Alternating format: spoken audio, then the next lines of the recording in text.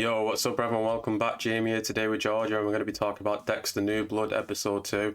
Now, obviously, it's going to be a spoiler review, so if you've not seen the episode yet, wait until you see it and then come back. But let's just jump right into it, I guess. It starts from the last episode, doesn't it, with Dexter and Harrison, like, talking. Obviously, Harrison wants answers, doesn't he, because Dexter's been gone for like 10 years or some shit like that. I think Harrison, I nearly called him Dexter. I think Harrison's a bit of a douchebag.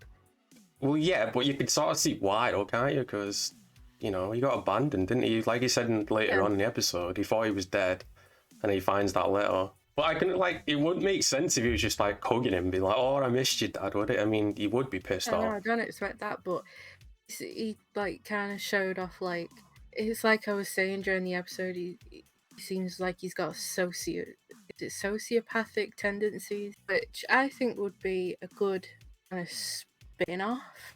Like, Dexter's a psychopath, Harrison's a sociopath. People have said that they might do a spin-off, but like not a spin-off from the show. Oh. I mean, like Dexter's expecting Harrison to be a psychopath, but in actual fact he's turned into a sociopath. Oh, right, okay, I get what you mean. Yeah, I thought you meant like a spin-off show, because people are saying Harrison's going to kill Dexter and then they do a spin-off show, aren't they? I don't want to see that. I don't want to see that. I do think that Harrison will kill Dexter. They started teased that, like you said, though, like throughout the episode, like especially what is it? Dexter's like, I'm sorry about you being in. He's like, oh, I find it kind of cool, doesn't he? And then obviously later on he breaks into that place, so he's, you know, he's obviously been in trouble, and he also mentions that he got off drugs as well. And it's like, well, this guy's like 16, and so it seems like he's lived like fucking a lot. You have to remember that Hannah didn't do drugs, but she like made like poisons with like hours and stuff, didn't she? Yeah, I thought she did. Didn't she do pills or something? Opioids. I'm sure she did something. So yeah, we find out that Hannah died of cancer, don't we? Which I knew she was going to be written out of the show. I knew she wouldn't be back. I don't believe. Well, at first I didn't believe it. And what is it? Pancreatic. Yeah, pancreatic. Your cancer. Yeah, something like that. Yeah. So, Harrison says she dies from that, and at first when you said it, I thought, okay, I don't believe that. I believe you killed her in some sort of way. But then he said it again, so he's kind of sticking to his story. So I'm like, oh, maybe she did. Then I don't know. Is that like the story that he's sticking with? But if he did kill her, the best way he would have poisoned her on it. Like, that would be the only way to kill her, really, wouldn't it? A taste of her own medicine and all that. Yeah. I don't see him like getting all bloody and shit or anything like that. No. I do believe that Hannah may have taught him stuff, and that's why he doesn't want to like go into like using drugs. We get our first shot of that hitchhiker, don't we, from the last episode, the girl, and she's in a hotel room. And then like throughout the episode, first she gets drunk, don't she, and then she wakes up and she's being sick. And then I guess she goes sleep again, and then eventually she wakes up again, and what was it, the doorknob was gone off the door, and she was locked inside the room or something. She got kind of off her face the night before, so I think there was something obviously there was something in the champagne. Oh yeah. And then she wakes up, and she, like I said, and the doorknob was there originally, wasn't it? But then when she finally wakes up again, it's gone. I don't know, because we never saw the doorknob, did we? We never saw. No, but she would have noticed it sooner, wouldn't she, if she was like... I don't know, but then she notices the camera, doesn't she? And it says, "You're already dead." Written there. Her phone's gone as well, yeah. That guy, I wrote down his name? Olsen, the rich guy who was living in a mansion, innit? When the police officer goes there, we see that he's got cameras, so he must be the same one watching her. You know what I mean? Well, I was trying to, because you see the eye of the guy who's watching her, and I was trying to, like, see, is that a similar looking eye to his eyes? He's got quite like overhang on the top of his eyelid in the outer corner, and the guy watching doesn't seem to have that. But the way they shot it, though, I do think it is him or someone working with him, because it was the same shot as when he was looking at the camera of the girl inside the room. It was the same like camera shot as when the police woman pulled up to his house and showed him the badge. So I do think it's him. But I also thought that was Matt's dad, and obviously at the end we meet Matt's dad, but we'll get to that. He finds out the blood trail, doesn't he, what he left from Matt's body, because we find out Matt hit his head, didn't he, on the rock, and then that was what caused the blood trail, I guess. He didn't do it on purpose. No. He just got sloppy, didn't he, pretty much. It was, yeah, he did a sloppy kill. Which makes sense because he's been out of practice for like how many years? 10 years. Yeah, so it does make sense. But while he's trying to cover up the blood trail, the police arrive because obviously Matt's gone missing, and they set up a what do you call it, a perimeter or whatever, search around Dexter's house, don't they? So the police set up a base camp at Dexter's place, because his cabin's like the closest to the woods and stuff where Where he's he's missing. supposedly gone missing. And then from there, that's like their base, and then they kind of spread out from there, searching the forest. Then Dexter says him and Harrison will that buggy thing that I can't remember what it's called. Oh yeah, but you're forgetting Dexter's girlfriend meets Harrison because she didn't have a clue about him, did she? Oh yeah. Which, you know, it's a little awkward at first, I guess, but I just found it funny how like it's like I'm gonna have to use your kitchen table for a minute. He's like, yeah, sure. Whilst we were watching it, I was like, what about the kid on the sofa? yeah, The and he kid is on the realizes, sofa. and he just And he's walks like, out. "Oh, no." Yeah, turns out she's okay with Harrison being there. Because we find out, don't we? Her daughter's not actually a daughter; she's adopted. Yeah, she must have had another daughter at some point called Iris. Who was one of the girls who went missing, maybe. Yeah, I think that is her daughter, or it could be her younger sister, maybe. Yeah. I think there's some relation, maybe. Because otherwise, why would she be so? You know, because there's been multiple girls. Why is it just this one that she's so bothered about? I guess. Yeah, there's a relation, but she's okay with Harrison being there, and later on we see that she wants Dexter to open up about how he feels about parenting and stuff like that. She's kind of nice about it all. Yeah, she is nice. Like the first episode, I didn't really care, but I mean, this one, that you know, there's more to her character. I'm trying to say, I guess. You know what I mean? Yeah. She's not just one note.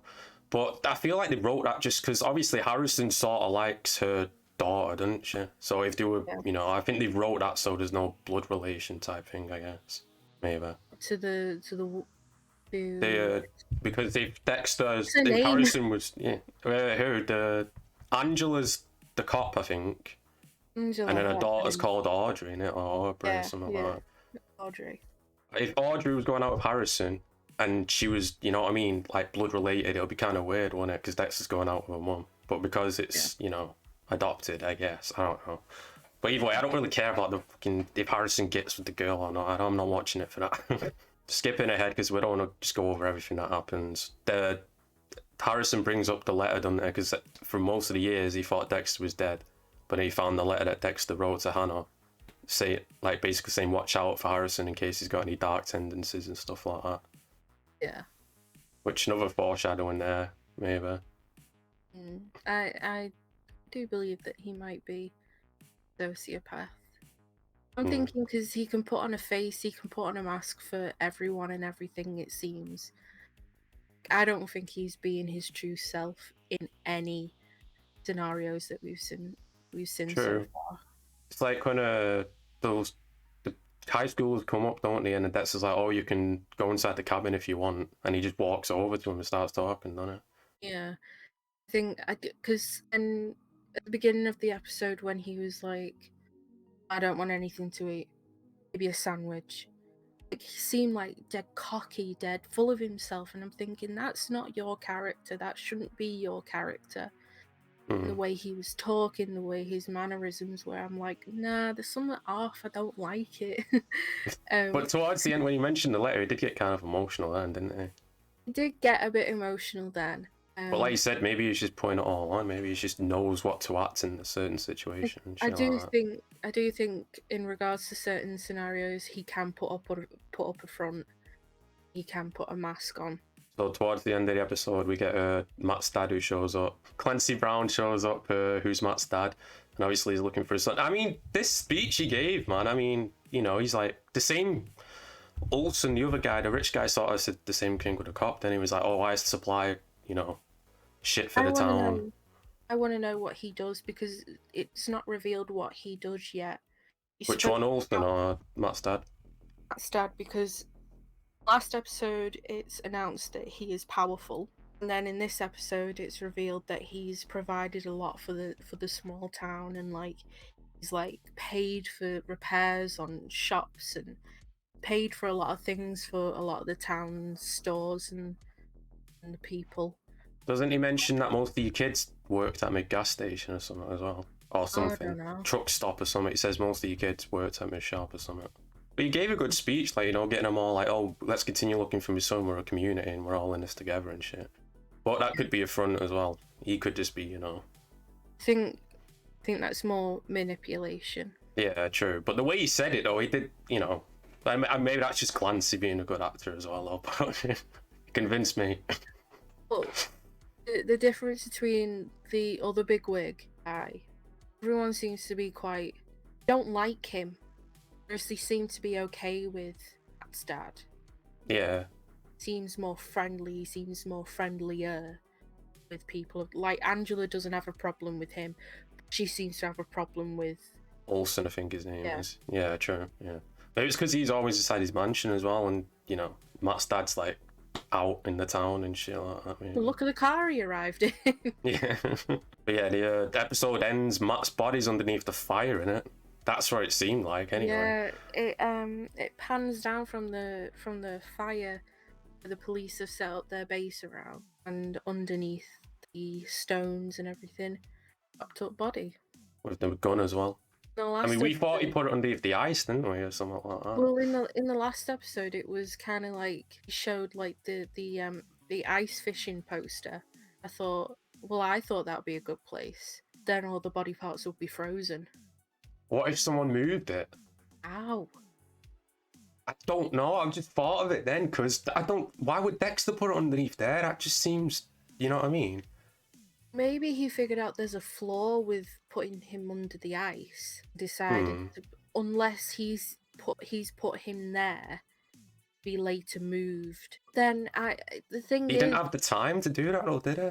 No. The thing is though is would be disturbance of the ground, because he would have to dig, wouldn't he? Yeah. So there would be disturbance on the ground where he dug to put the body there. There's no sign of that. That's left on a classic cliffhanger, Dexter cliffhanger. That. Oh yeah, definitely. We'll have to see whereabouts it goes. But overall, I mean, I thought it was a good episode as well. What did you think overall? I enjoyed it. The other thing that I find interesting is that they've really brought this new season up to date, because in the past seasons, such things as social media and stuff like that doesn't exist. Whereas in this one, Harrison found Dexter through Instagram. Oh yeah, we didn't even mention that. Yeah, how he talks to, because Dexter plays bowling again, doesn't he? He's got his bowling team. Yeah, he's got a bowling team, and one of their team members posted a picture of them on Instagram, and that's how Harrison found Dexter. Obviously, the location is put on the Instagram post, so that's how he finds Dexter again. That's how we find out. That's how he got there. And then the other thing was the police. They set up the base camp. They were like, "Let's get the drone out," and Dex was like, "Oh great, a drone!" Like they didn't have a drone back when Dexter was in Miami. So yeah, make sure you like and subscribe if you're new. Check out George's social links down below. Until next time, next week, episode 3 in a bit.